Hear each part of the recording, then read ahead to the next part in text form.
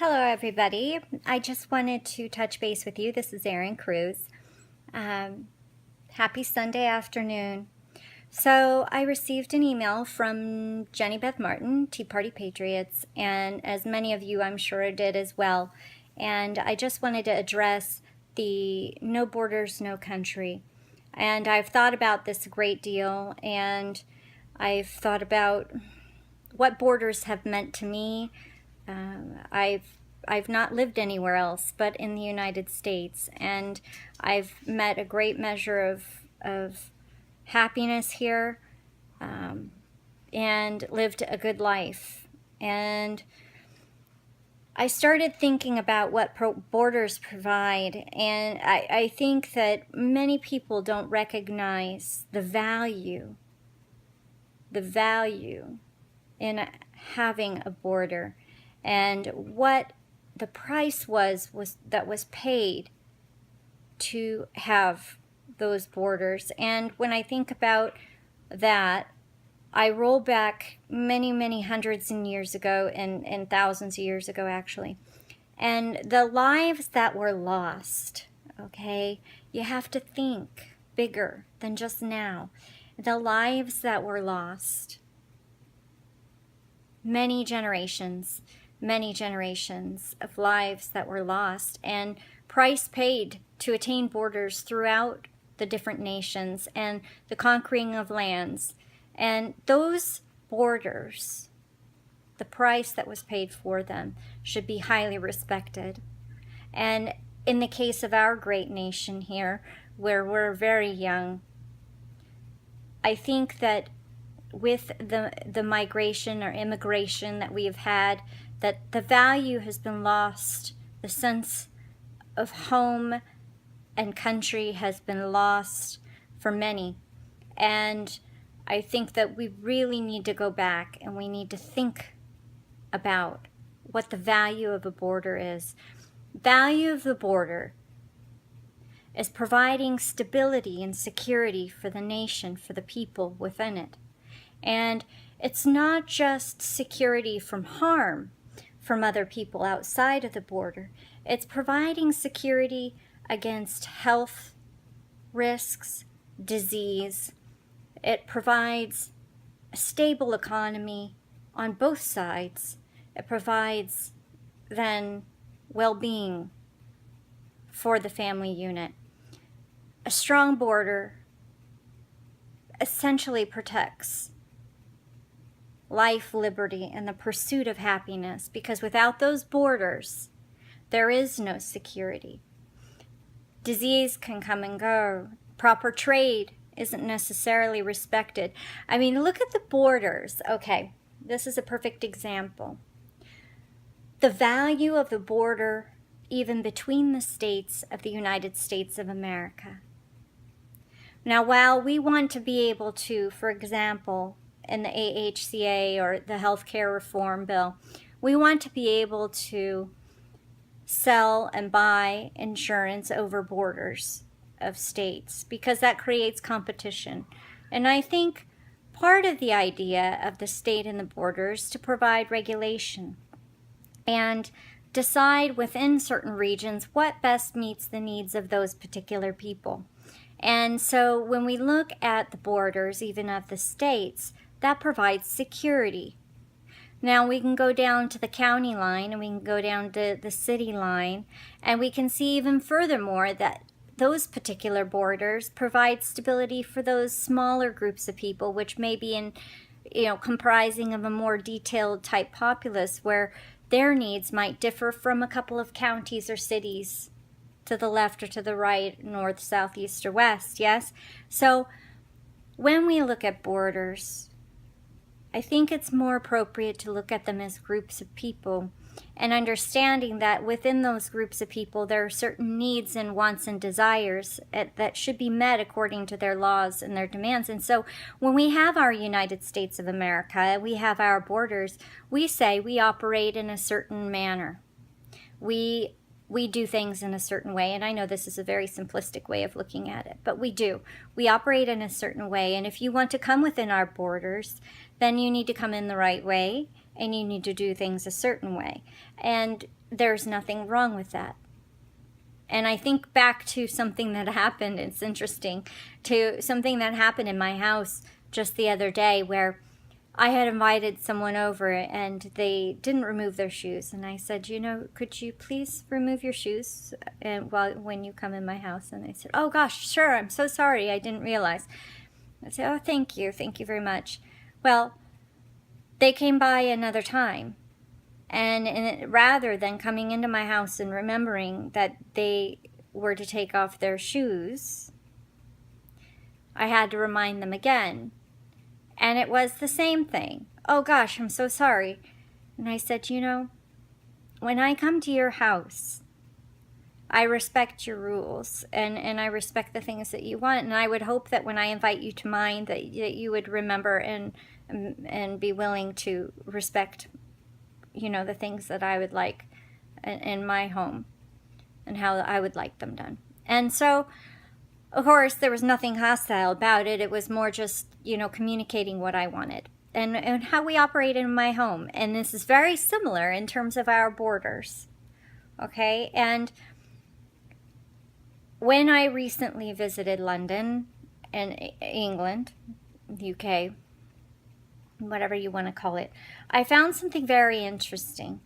All right. And one of the things I found interesting was that, we have a border fight over here. We have a border war. We have an issue where some people want to fund the wall and some people don't. Some people want, to protect the borders and tighter immigration. Others say we need to have open borders. What is all of this? Why don't we just let people in? Now, when I visited London, it was very interesting because there were many people, great people who I met. And there were, I believe, what I would call a silent majority. Very silent, even more silent than our majority here is on certain issues. And so when I was speaking with these individuals and talking to them about Brexit, it was very clear to me that there is a very strong group of people there, who find that national security, sovereignty of their great nation, that their national interests are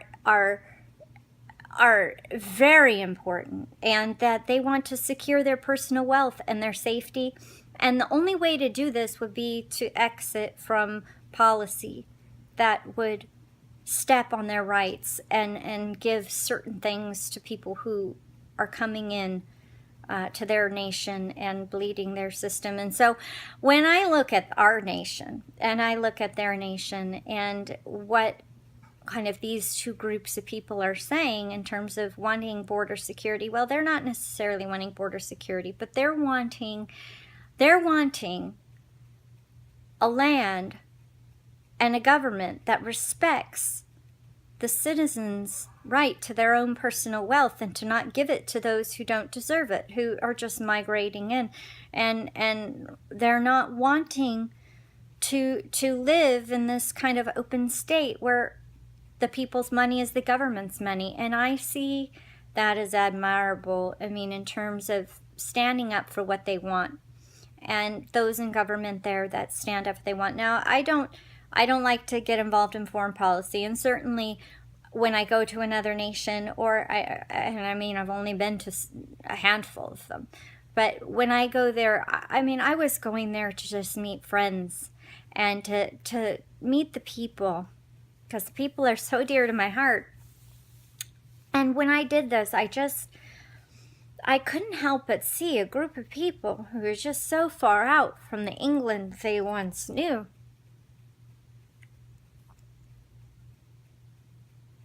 And my heart breaks for them because they're a much older nation than we. They're much older, and it almost seem helpless in their fight against a bigger, stronger regime that would be all too easy to let go of their borders and allow people to bleed their system dry. And I look at us as a nation, and the United States of America. And here we are. We're just a couple hundred years old. And we're 20 trillion in debt. This is absolutely no game. All right? And we have borders for a reason. And there is no reason for any power or any interest to be saying we need to have an open border policy unless their interests are against the United States of America. That their interests are to see us fall, to see us weakened. There are no other reasons. And at this time, we see more and more countries standing against powers that be that are saying they must let migrants into their nation. They must let the great migration flow into their borders. We're seeing them push back, and we're seeing them push back in the handfuls. And to those nations that I see saying, no, we aren't going to allow you to migrate to our country. We have limited ability to help refugees. We've done what we can. We've been involved in, say, the UN and other actions, but we as a nation are going to no longer accept refugees because they're posing a harm and an infrastructural risk to our society, because that's what it comes down to. When you lose the ability to defend your borders and to offer the people structure and stability, you lose everything. And I can tell you that the people who are standing up for defending their own borders and work hard and pay tax to their respective nation, and they want their tax money handled well and for their people, they need to be respected. They need to be heard. And it's just the same here in the United States of America. We need to continually and very, very unapologetically defend our northern and southern border. We need to continue to call for Congress to act on funding initiatives to strengthen our southern border walls and infrastructure. We see that I think it was $1.6 billion was passed to further strengthen the San Diego region and some wall areas there, as well as Texas.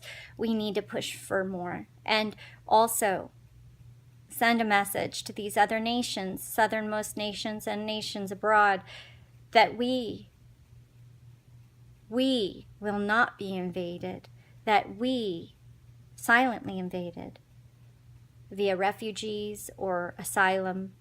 We won't be. We will vet every entrant. We will make sure that the people who come here and who want to come here and need to come here are only the people that we know we can trust and will help build this great nation. No longer can we stand in the position of weakness and allowing these other countries to push. Mexico, in many ways it angers me that Mexico has not taken a hard stance against those who have come through its country to ours. It is, I think, neglecting to do the proper thing and letting their people there use the land to go through for human trafficking. Them doing nothing or little to nothing is not acceptable. The nations who send people through Mexico need to be held accountable to our borders. And Canada, this is something that actually I spoke to several people about this last week. Canada, they are not exempt. They're just not. They're not exempt from the border issue. And we see more and more people from overseas coming up through Canada into the States. And this has to be stopped. It really has to be stopped. And it's not just for, the protectionists who say they don't want anybody to come here anymore, that white supremacist kind of ideology or kind of thinking. No, that's not it at all. Okay? It's not it at all.